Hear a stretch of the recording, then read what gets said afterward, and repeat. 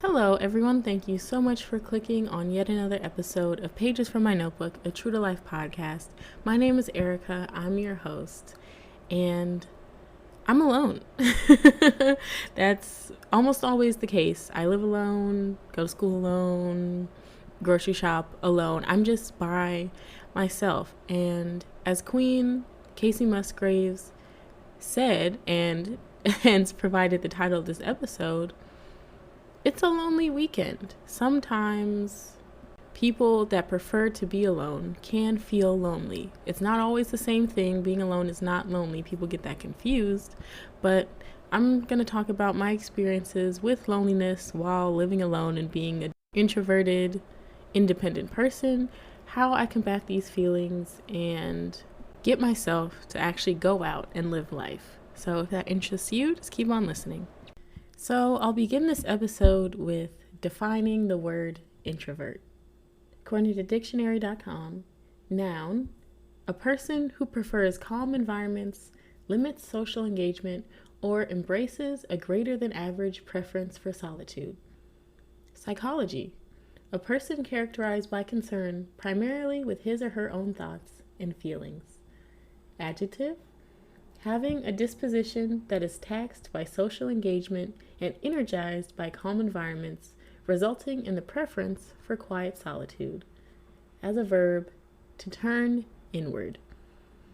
In general, the world seems to look at introverts as recluses who hate society and other people and just want to be holed away by themselves all day. But as you can see, the dictionary definition is much more personable and realistic. Yes, I am a person who prefers calm environments, tends to limit my social engagement because of anxiety, and embraces a greater than average preference for solitude. The world is crazy. People are stupid. And I know I'm none of those things. So of course, I prefer to be with myself. But also, especially identifying with having a disposition that is taxed by social engagement and energized by calm environments. I've always been this way since I was a kid. You'll often hear introverts be referred to as shy, timid, quiet. And these are all just things that we do, not who we are. Especially back in my day, it was shy. Oh, she's shy. She doesn't want to talk to people. She's shy. Oh, she's scared, whatever. Girl, I wasn't scared. I was overwhelmed. I was observing you from afar, and I already knew I didn't want to take any parts in what y'all were doing, but no, you forced me to. And because I don't want to, I'm shy and I'm scared. No, girl, y'all are just doing too much. And as a child, not feeling accepted for wanting to be quieter and to myself, now as an adult, I take all the liberties that I have being an independent human being, and I do prefer solitude. I live by myself. I can curate my environment to be exactly what I want and need it to be, and not have to worry about somebody else coming in or sharing ideas and spaces. And being a highly anxious person and a person with specifically social anxiety, coming from years of people pointing out the fact that I would be uncomfortable or drained from certain environments, I didn't realize that that's what I was drained, and I just needed more time to recharge. So coming from feeling like that was a defect of me, even now in college and having the ability to curate my space and the people around me, I do still get drained from many of the activities that people my age like to do. You probably won't find me at a house party or at a bar or somewhere that's sweaty and loud most of the time. Even if I'm with people that I really enjoy, there are just certain environments and situations that are more draining than others. And I don't know if y'all have ever had this experience, but your social battery just dies in the middle of a function and you're like, wow, I am incredibly uncomfortable with all of these different energies bouncing around. And I would just like to go home. I truly would just like to return to the rivers and the lakes that I'm used to. And I think that's the key with introverted people. We prefer comfort, and our comfort comes from familiarity, things that we know, and like I mentioned before, spaces that we're able to curate and moderate ourselves so we know that they're not expecting or demanding too much of our energy. And really, when going out, even when I do feel like being more social, sometimes people just do too much, but also for too long. That meme where it's like, it's 5 a.m. and your friend keeps saying, "What's the move?" But y'all have been out since 8. Like, sometimes people just, it's too much. I don't have the capacity for it. And those types of people also tend to dismiss the things that you enjoy as quote unquote lame or boring, when really they're just regular, and calm and not over the top. So if any of those things resonate with you, congratulations and welcome to the introverted side. We have snacks, books, blankets, your own personal space. We can connect on our own terms and our own time. And we, the chosen ones, understand when sometimes you just need to go lay down. Sometimes you just need to stop, pause, and come back to it later. We appreciate and recognize the need for our own space and time to recharge.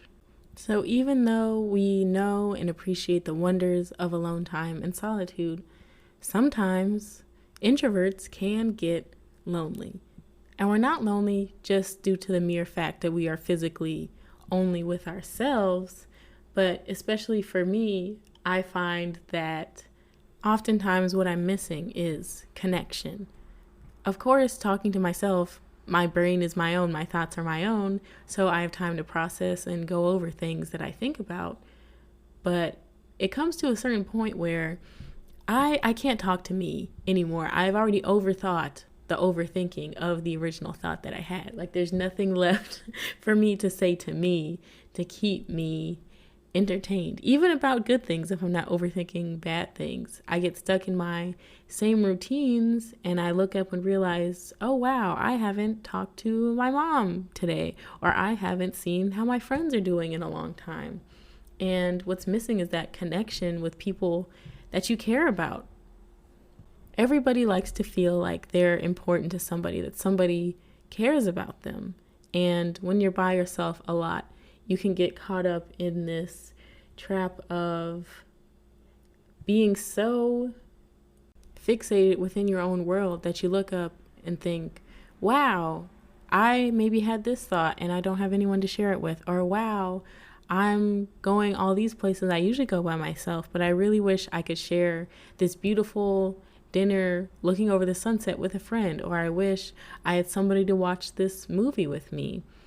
And for me, loneliness is a very distinct feeling, and I can tell when I'm lonely versus just in a mood, I guess. I don't know a name for something other than that. But for me, loneliness is usually it's just me sitting on the couch, scrolling, and I look up and think, wow, like I really am missing out on these opportunities for connections with people because I am by myself most of the time.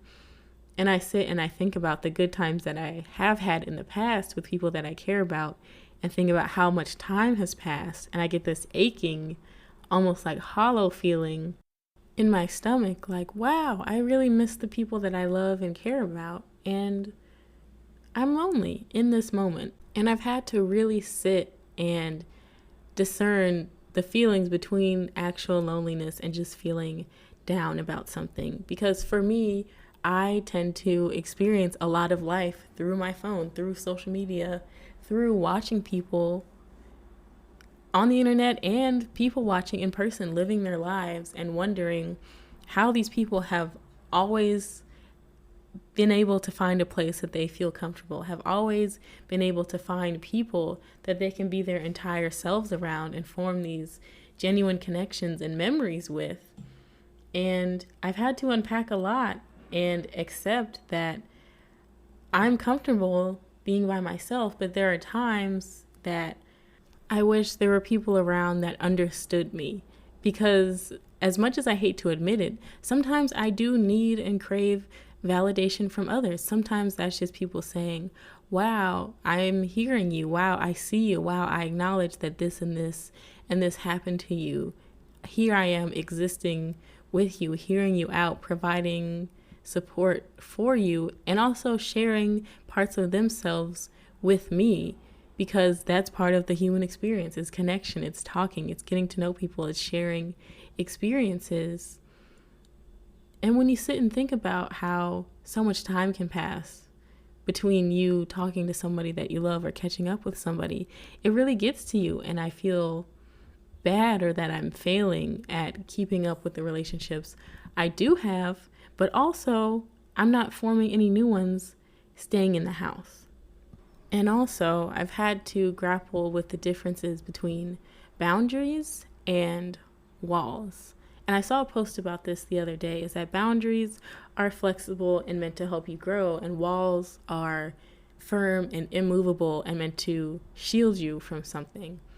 And I can recognize that as an introvert, sometimes I do lean into the safety and comfortability of being by myself, and I'll not go through with opportunities or not take the chances to do something that I may want to do because I'm scared of what the outcome will be. I'm scared of being uncomfortable in front of people that I don't know, and that I'll be judged for who I am, like I was in childhood before I could even put a name on the emotion, or I guess adjective, that I was feeling, or part of my identity that I felt. There have been times that I've pushed myself to go to a party or go to some thing that I wanted to try, and I was highly uncomfortable. I didn't enjoy it. I didn't get the payout that I wanted. The risk was greater than the reward, and it didn't pay off. And a lot of those experiences can scar you, or unfortunately help you to reaffirm some of these walls and make you think that they are boundaries. Sometimes you may think, oh, I knew that this event would be like this because these people always act this way. Or I knew this event would be like this because these people don't like X, Y, and Z about me. But really, of course, that's not true. That's our brain trying to justify us being scared and leaning into the fear. But that's real and that's honest. And also, sometimes people just be tripping. Sometimes there are people who just have bad motives and energies, and they just make you uncomfortable every time you're around them. But in this growing phase, in establishing my boundaries with myself and then how I navigate them within the world around me, I've had to really sit down with myself and say, is this a boundary meant to help nourish my well-being, or am I being scared? Am I being judgmental? Am I preventing myself from trying something new because it's the unknown? And the sad part about it is sometimes that battle between deciding if it's a boundary or a wall takes up so much time that I end up not going to the thing that I was debating about going to anyway. And sometimes if I'm feeling particularly down or lonely, that leads to rumination and regrets. Like, oh, you always do this. You always pick the safe route. You always X, Y, and Z. And it makes you miss the good times that you had, not because they were so good, but because you didn't, quote unquote, fail at being social. I can think about times I spend with my friends or traveling and think, you weren't afraid to leave the house then. You weren't afraid to try new things then. What's wrong with you now? Why do you always choose the safe option when you know you want to go out and experience things? Rationally, I know that's not the correct way to speak to myself, but that's what happens. And especially in this panoramic, in this pan-seared salmon, in this Panasonic 52-inch television, this back and forth has been insane. On one hand, yes, I want to experience life and have fun being not new at this point, but 21 years old in a city where I can do literally anything and everything. But also, I'm not trying to get sick. People are literally dying out here. And it's not worth looking cool or feeling like I'm checking a box by forcing myself to go to a place that is quite literally not safe to be at. Honestly, I was so relieved when the personal pan pizza, shut all my extracurriculars down at school because I, in true to form to myself, signed up for too many things, was overwhelmed trying to be perfect and run around at everything at once, and trying to get myself out of my introverted comfort zone by talking to people, by going to meetings, doing all these things. I was relieved when everything shut down and I got to go home and just chill because I was running myself too thin. I was exerting too much energy everywhere else and wasn't paying attention to me because I was thinking, okay, like I only have one more year left. I need to make these relationships. I want to have friends like I see everyone else having. I want to be able to go here. I want to be able to be thought of, to be invited to this thing. Trying to set up, I guess, safety nets and guards from that lonely feeling. But really, by neglecting myself, what use is me having an invitation go to a party if I'm drained and not showing up as my best self, able to talk to people because I haven't had the time to recharge me because I'm running around doing this, that, and the third. And I think college is a very transformative time for introverts because it can either make you extremely uncomfortable a lot of the time and you burrow further into your own world of safety. I was going to say, or you learn that being social won't kill you, which is also true. But I think the greater lesson is college allows you to express yourself in a way that you attract like-minded people that you want to be around and who accept you for who you are. It's no longer high school where you want to get invited to the cool kids party because that's what everyone's going to talk about at the lunch table the next day. Here, you can eat lunch wherever you want. Like, there are so many people, depending on the size of your school, that it doesn't matter what X, Y, and Z, Johnny, Billy, Susie, and Bobby are doing because everyone has their own lane. Everyone has their group. Everyone has their thing that they feel comfortable and validated within.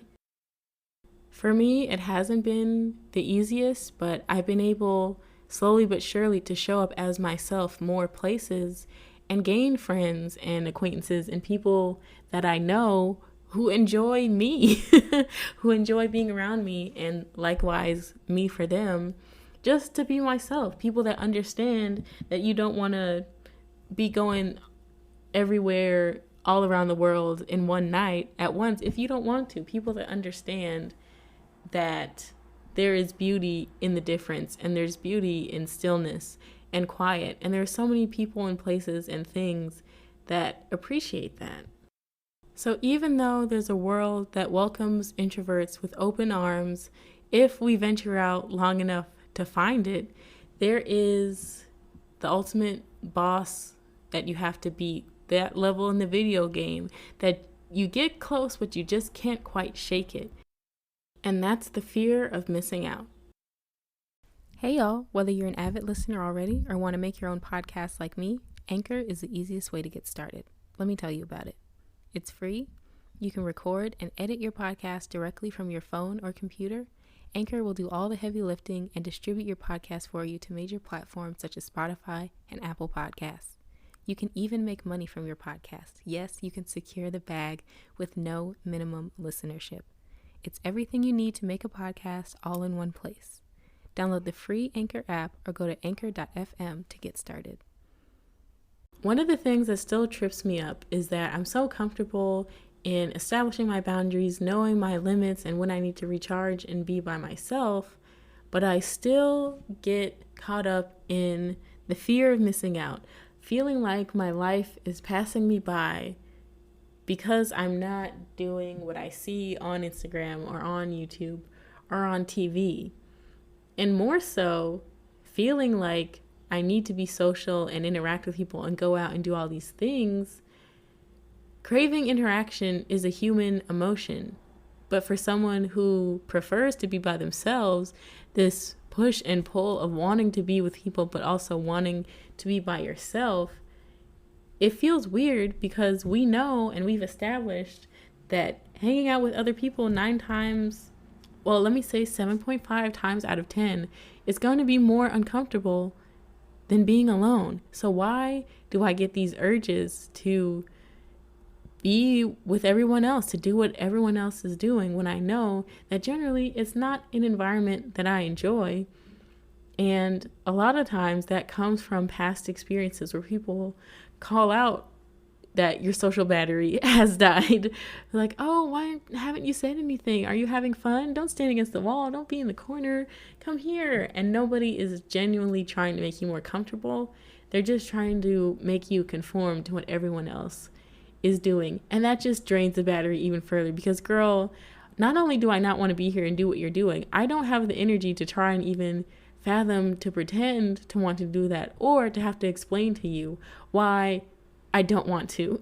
And it's just this whole thing that makes you think I should have never left the house anyway. But then you get home and see pictures from the party or from other parties that you didn't go to and think, wow, everyone had fun but me. What's wrong with me? Why can't I enjoy these things? And you think, man, I'll just stay home. And the cycle continues the next weekend. For me, it's especially strange because, like I mentioned before, I have pushed myself to go to these new environments that I've seen people in all the time and wanted to experience. And I was uncomfortable the entire time. And so when I keep seeing pictures from these events and keep feeling like I'm missing out, it's like, girl, you know you don't like it. You know that you tried it, you gave it your best shot, and it just wasn't for you. So why do you continue to feel like I'm missing out on the time of my life? It's so strange. I still haven't figured it out. If y'all have, leave a comment, send me a DM, because I would truly like to know why I keep romanticizing this life that I'm not living, because I'm seeing these snapshots of other people that seem like they're always having the best time with the best group of friends. You're gonna drink awesome shooters and listen to awesome music and talk about your awesome friends. I'm giving very much Janice from Mean Girls. That was a quote if you didn't know.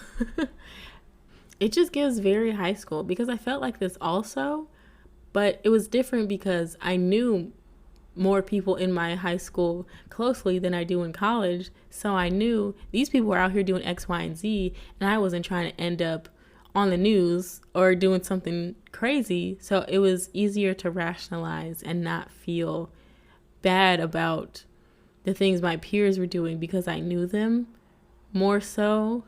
But now seeing so many other hundreds of people doing these things and supposedly living this life that I'm not, and I don't know them, so I can't rationalize it and think, you know, these people act this way and I don't care for that in their character, so I'm not missing out on anything. I can't make that assumption about people. I'm not trying to be judgmental. I don't want to be. So all I can assume is that they're actually having a really great time, and they always are, and it seems like I'm always not.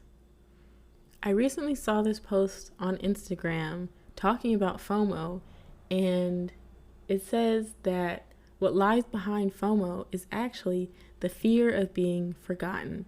And there's a longer quote from the post that I'll talk about, but I wanted to pause here because something has been in the air, and my Instagram feed has been showing me so many things that say, caught you in 4K. I know you was thinking about this.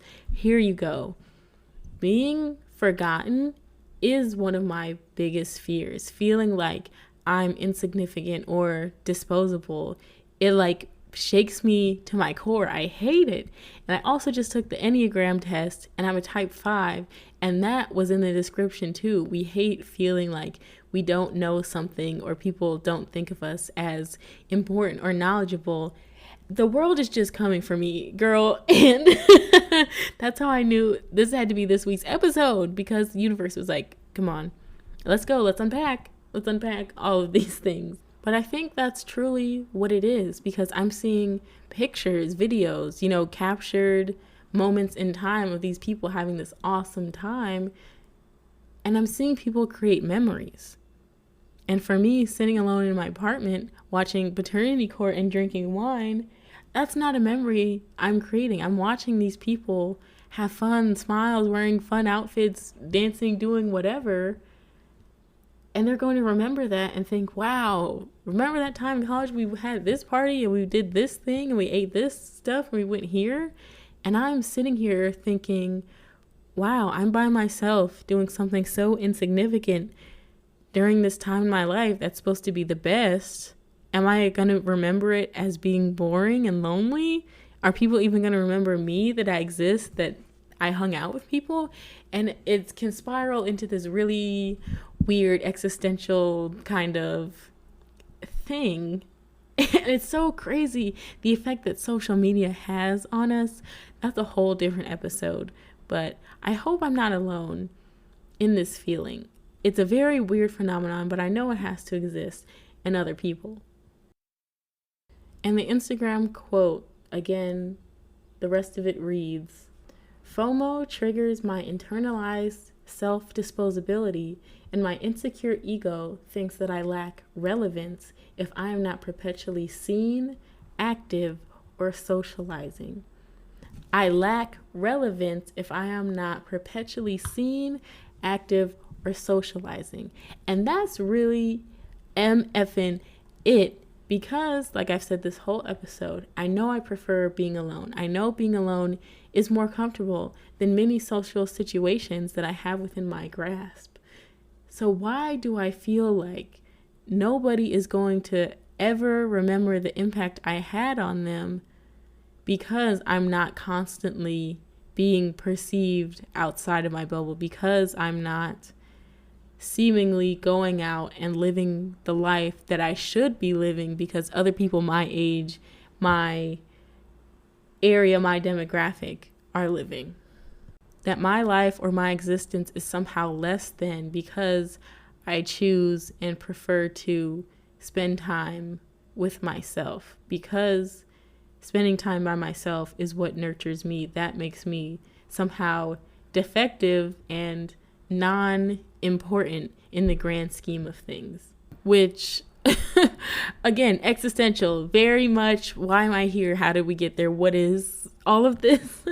But also measuring how I really perceive myself. And again, questioning my perfectionist tendencies and challenging the notion that my work is my worth, that what I can provide to other people by showing up to a party, by bringing something, by participating in things that I don't necessarily want to participate in, it'll make people like me. It'll make people think I'm quote unquote fun or cool or this type of person if I ignore my boundaries and push myself to do these things for other people.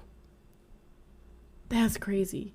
I'm really sort of having another revelation recording this because, again, being by myself, I've had time to overthink this, but I don't have anyone to speak to about it out loud. And so, again, I feel lonely, like I'm the only person going through this thing. But I'm obviously not, because I'm reading a post about it. You know what I mean? So loneliness is a very strange beast, especially with fear of missing out. They're like two peas in a pod, and they just hit you a lot of times at the same time. The rest of the quote reads, your inherent worth is not measured by your visibility. Unlearning ideas means taking the time to remember yourself, even when you are not in attendance, and even if you choose to rest. Do not miss out on your very own miracle. Let me read the most important part again. Your inherent worth is not measured by your visibility. And that's just it. That's the root of everything, is that we are conditioned to think that our output is our reason for being. What we can do for somebody else, what we can give of ourselves to the point where we have nothing left for ourselves, is what makes us more valuable. And in this day and age and in social media, it's our outfits, our bodies, our hair, our faces, however we can look, whatever we can do to look more appeasing to the outside is more important than what we feel on the inside. And if we are being perceived as if we're having this great time, as if we're living this great life, as if we are 100% confident all of the time, that visibility, that relevance is more important than the person who is actually living the life that they're trying to portray. Wow. Wow. Wow. I hope this is making sense to y'all like it's making sense to me. But really, I never thought about it like this. I never considered that social media was inherently another tool for me to compare my worth through my outputs by, when really all I'm doing is consuming what other people are doing.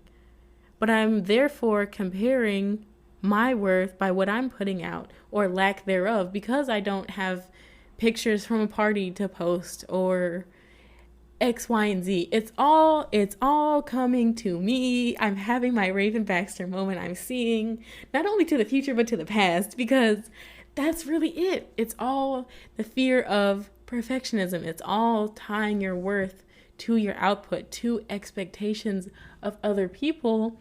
And fear of missing out convinces us that other people's lives and beings and doings, they're carefully curated and selected slivers, moments of their intricate human life is what we should aspire to portray. That's the only part of us that is worth other people seeing. Wow. Wow. Wow. Wow, wow, wow. I'm sorry, I'm really having a moment because the last line of this, do not miss out on your very own miracle. Don't miss out on your very own miracle. I am so concerned that I'm spending too much time alone, too much time by myself. I'm spending all this time worrying about making sure that my adult life is situated, that my bills are paid, that my dishes are done, that my house is clean, that I have a place to come back to. I'm spending so much time trying to assign value to my existence. I think, oh, I'm staying home and I'm safe here in this apartment, so I'm going to clean, I'm going to do this, this, and that, because even if I'm feeling alone and lonely, at least I'm taking care of my apartment. At least I am successful in being an adult. At least I am successful in keeping myself alive. At least I'm successful in going to work, when really I'm still ascribing my value to what I do. I'm still trying to make myself feel like I am worthy of the things that I have because of what I do by myself. Because I can't or don't have the capabilities or feeling comfortable going out and living life and being perceived visibly in the ways that other people are, I turn to self-reliance to the point where I'm comparing myself to others still and convincing myself that it's just me being me. Wow. I truly apologize if this is not making sense to anybody else. I had to just sit here for a second and just think, like, I really did not expect to unlock that revelation today. I did not. And I had in my notes to beware of toxic self-reliance. Just as a general concept that nobody can do it all themselves. Everybody needs somebody. Everyone can use help from somebody else. But I didn't expect to realize that I was doing it to myself. Wow. If you can't drag yourself, how the hell can you drag somebody else? And so, wow, I don't really know what to do with this energy right now. Like, that's really insane that I realized that, yes, I am introverted, but I channeled that energy into getting down on myself again. Somehow, instead of embracing that this is part of who I am and I can better cater to my needs because I realize this about myself, I weaponized it against me. Ain't that some shit? Ain't that about a bitch? Ain't that about a bitch? Wow. Wow. Sorry if this is awkward for you guys. But maybe that revelation will help somebody else. And let me just pause here and get on my soapbox and say that the world doesn't rely on your shoulders. I know as an introvert, we feel like nobody understands us. Nobody knows us better than us. And that is true, but that doesn't mean that nobody can ever get to know you to a point where you can be comfortable and vulnerable with them. We all crave connection. It doesn't make you weak. It doesn't make you bad. It doesn't make you any different or less of a person. You can still love to spend time by yourself and also enjoy the company of others. It's okay to have both exist simultaneously. You don't have to choose being alone or being with people. It's not a definite 100% one way or the other. You're not broken for needing time to recharge after socializing. You're also not broken for wanting to seek out new experiences and reach outside of your comfort zone that is the arena that you've created by yourself. It's okay for both of these things to exist at the same time and to exist in flux, because stagnation is good for nobody. Staying the same does not help anything. So it's okay to be an introvert that craves social interaction. We all do. That's a human thing to do. And you shouldn't feel down on yourself for not craving it to the extent that other people around you or that you see online may do. Yes, people having these huge parties and going on all these friend vacations looks nice, but if you know that you prefer to just sit and chill and read on the beach and then maybe go to dinner with friends, that's okay. Your ways of showing up for people you love and spending time with people doesn't have a measure of comparison. As long as you and your relationships are fulfilled on both sides, that's all that matters. And so now I'm going to take y'all into some tips that I've learned to get out of my head and actually into the world and stop fearing missing out, but curate my own experiences. The first tip I have, and I've been talking about this the whole episode, but it's to recognize and honor your limits. Now, these are different. These boundaries are different than walls that are immovable and meant to keep you in your comfort zone and prevent growth. But your limits and boundaries are things that you know you're comfortable with and you're not comfortable with. And setting these boundaries doesn't mean that all things are all bad or things are all good. This is just what works for you. Don't force yourself into seeking out activities that you know will make you uncomfortable. It's okay to not enjoy bars or house parties or whatever it is that you see other people doing. It's okay if those things are not your environment. There is going to be a place where you can be social and feel comfortable at the same time. You shouldn't and do not have to force yourself into an environment that's unsafe, unfulfilling, whatever, just for the sake of being seen. This next one is for people who are just starting to get out there, but that's timing.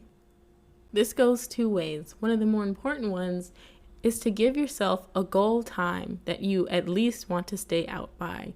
Say, I'm going to go to this restaurant and I want to sit for at least an hour. I want to observe the people walking by. I want to try this drink. I want to do X, Y, and Z. I'm going to stay for at least this long. And if you've chosen an environment that maybe you've been to one time before or you scoped out thoroughly on the internet like I like to do, you can determine what amount of time that will be. And it's okay if sometimes it's shorter, sometimes it's longer.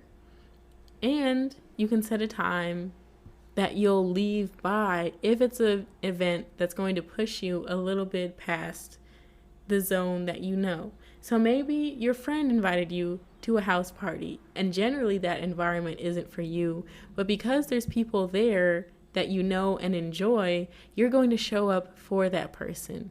So say, I'm going to stay at max 2 hours. I'm going to stay for at least 45 minutes to spend time, take pictures, but my limit for this environment is 2 hours. After this time, I gotta go. This way, you're still getting out and being social, but you're not sacrificing your well-being. Number 3, pick your place. As I was writing this outline, I was thinking of the episode in Insecure Season 4 where Issa went to the paint and sip, but without the girls, dining and dashing later. But it's to select activities that you already enjoy, because you know you're going to be more comfortable in an environment where the activity is something that you're familiar with or even something that you're really good at. And like I mentioned, the paint and sip, things like that have a social component but are still comfortable for people that show up by themselves.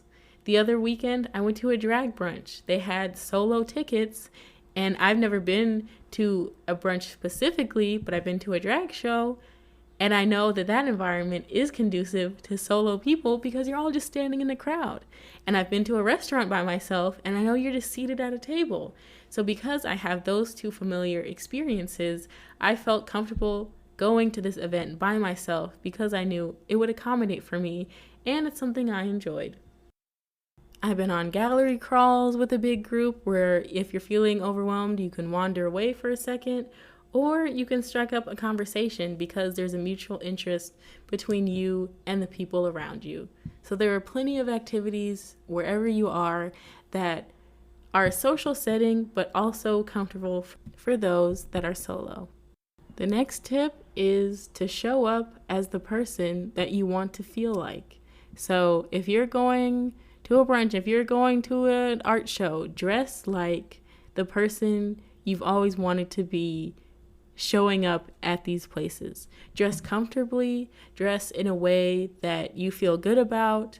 If you want to dress in an outfit that's a conversation starter, like a t-shirt with a band on it or a floral print or something that has an intricate pattern, dress in a way that makes you feel comfortable but can also make you feel like the emotion you want to get out of it. So if you want to have fun, put on your sparkly shoes. If you want to feel maybe like someone other than yourself, if you need an alter ego, put on a wig. Do what you have to do to get yourself in the mood to be open to the experience.